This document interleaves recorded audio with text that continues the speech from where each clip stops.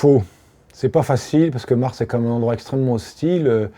Moins 60 degrés Celsius, la température moyenne, pression atmosphérique 160 fois inférieure à la pression terrestre, des conditions de rayonnement très dures, rayonnement ultraviolet, particules énergétiques. Bref, c'est pas facile de vivre seul sur Mars.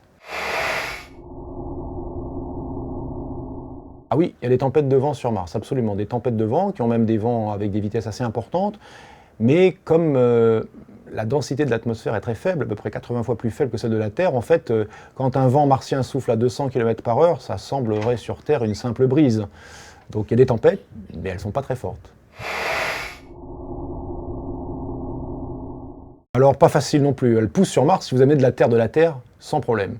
Si vous êtes avec la Terre martienne, non, pas facile du tout. D'abord il faut de l'eau, et puis la roche martienne n'a pas les qualités de la Terre organique, de la Terre vivante terrestre. La Terre martienne, le sol martien, ce n'est pas de la Terre, c'est du régolithe, c'est du caillou, c'est mort.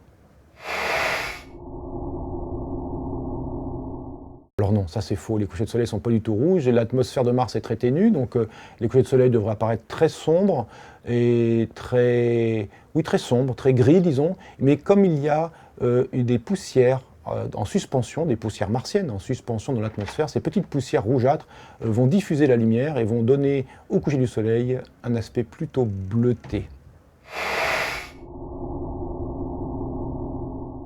Non, les EPL ne parlent pas de Mars, ça c'est faux. Elles parlent de la science-fiction. Cette année, elles parleront de Mars, elles parleront un peu, évidemment, de Mars, mais elles parleront beaucoup des machines, qui est le thème de cette édition 2016.